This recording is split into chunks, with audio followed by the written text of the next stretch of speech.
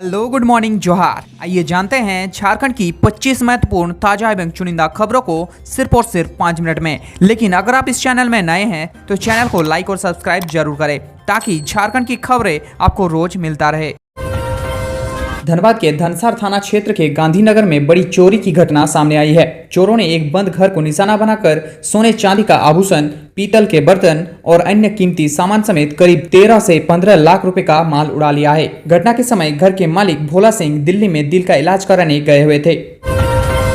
पश्चिमी सिंहभूम के कराईकला थाना क्षेत्र के भालूपानी गांव में एक 13 वर्षीय बच्ची की सांप के काटने से मौत हो गई। जानकारी के अनुसार बीती रात करीब 12 बजे सुलोचना जोंको नामक बच्ची को जहरीले चीती सांप ने काट लिया था। हालांकि परिजनों ने सांप को तो मार दिया था, लेकिन बच्ची को रात में अस्पताल नहीं ले गए। सुबह जब बच्चे की तबीयत बिगड़ी तब उसे अनुमंडल अस्पताल चक्रधरपुर में भर्ती कराया गया। वहाँ इलाज के दौरान उसकी मौत हो गई।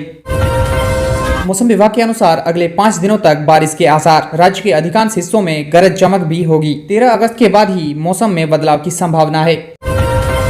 रांची के मोहराबादी मैदान में 15 अगस्त को स्वतंत्रता दिवस मुख्य समारोह का आयोजन किया जाएगा। इसकी तैयारी शुरू हो चुकी है। समारोह में शामिल होने वाले जवानों ने परेड का रिहर्सल शुरू कर दिया है। वित्त विभाग ने प्रथम अनुपूरक बजट के लिए 1 दर्जन से अधिक विभागों की ओर से मांगी गई राशि में भारी कटौती की है। इनमें ग्रामीण विकास, ग्रामीण कार्य और वन विभाग आदि शामिल है। वहीं श्रम विभाग की मांग को पूरी तरह से खारिज कर दिया है। हालांकि पेयजल, कृषि, सहकारिता और नगर विकास जैसे विभागों को मांग की अनुरूप राशि दी गई है। अनुपूरक बजट के लिए सभी विभागों की ओर से कुल 11,800 करोड़ रुपए मांगे गए थे, लेकिन वित्त विभाग ने सिर्फ 3,000 करोड़ रुपए की ही मंजूरी दी है। झारखंड हाईकोर्ट ने रांची के सदर अस्पताल में एक गर्भवती महिला को एम्बुलेंस से उतारकर 400 मीटर पैदल ले जाने के मामले पर स्वतः संज्ञान लिया है। चीफ जस्टिस ने संज्ञान लेते हुए इस मामले को जनहित याचिका में तब्दील करने का निर्देश दिया है। अदालत ने इस मामले में स्वास्थ्य विभाग से जवाब मांगते हुए मामले की सुनवाई कल के लिए निर्धारित की है। बोकारो जिले के तेतुलिया में हुए 107 एकड़ वन भूमि घोटाला मामले में उत्तरी छोटानागपुर प्रमंडल के आयुक्त ने राजस्व, निबंधन एवं भूमि सुधार विभाग के सचिव को पत्र लिखा है। मामले में अब तक जिला उपायुक्तों एवं वन पदाधिकारियों द्वारा की गई गलतियों पर पहल करने की अनुशंसा की है। पत्र में लिखा है कि पूर्व में बिहार सरकार की अधिसूचना के अनुसार 85.75 एकड़ भूमि अधिसूचित वन भूमि है। विनोबा भावे विश्वविद्यालय हजारीबाग में रिसर्च एंड इनक्यूबेशन सेंटर प्रारंभ होगा। सेंटर के लिए बनने वाले भवन का भूमि पूजन श्रावण पूर्णिमा के दिन किया गया। कुलपति प्रोफेसर चंद्रभूषण शर्मा और उसकी पत्नी सरिता शर्मा शनिवार को भूमि पूजन किया।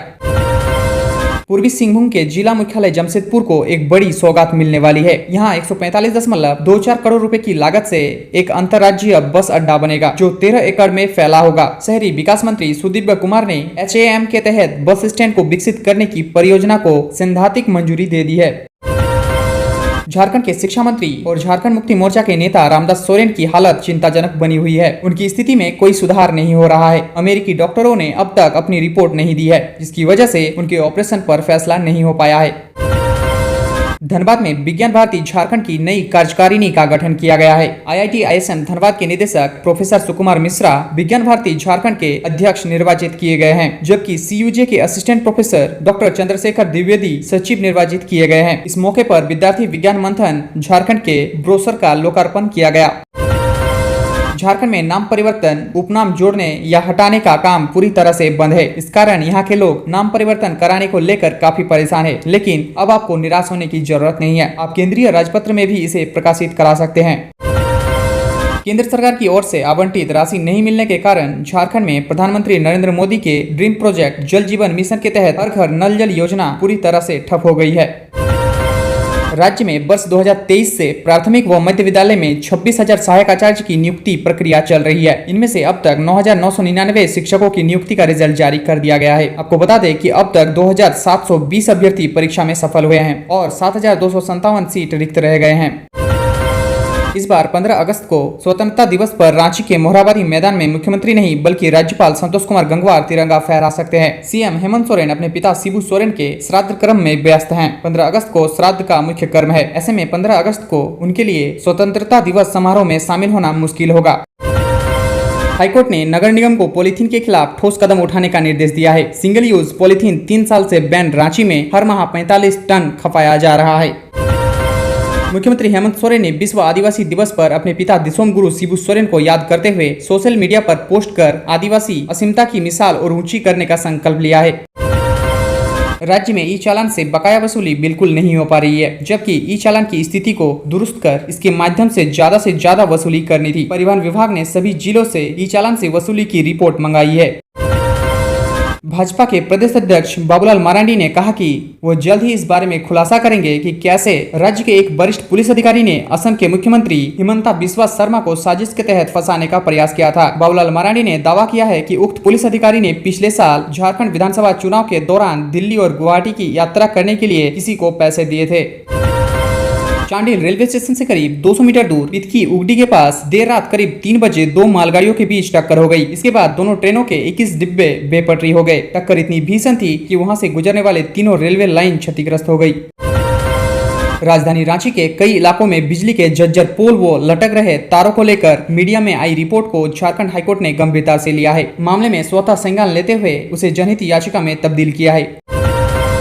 दिल्ली के अपोलो अस्पताल में भर्ती शिक्षा मंत्री रामदास सोरेन की स्थिति 8 दिनों के बाद भी गंभीर बनी हुई है। ब्रेन में अब भी हलचल नहीं है। हालांकि किडनी, हार्ट और लिवर समेत सभी अंग बेहतर तरीके से काम कर रहे हैं। चतरा में टीएसपीसी का उग्रवादी हुआ गिरफ्तार, भारी मात्रा में हथियार बरामद। झारखंड हाईकोर्ट में 12 अगस्त को चाईबासा में हो रही होमगार्ड बहाली के विरुद्ध दाखिल याचिका पर सुनवाई होगी। हाईकोर्ट ने झारखंड होमगार्ड वेलफेयर एसोसिएशन के प्रदेश महासचिव राजीव कुमार तिवारी की याचिका को सूचीबद्ध करते हुए सुनवाई की तिथि तय की है।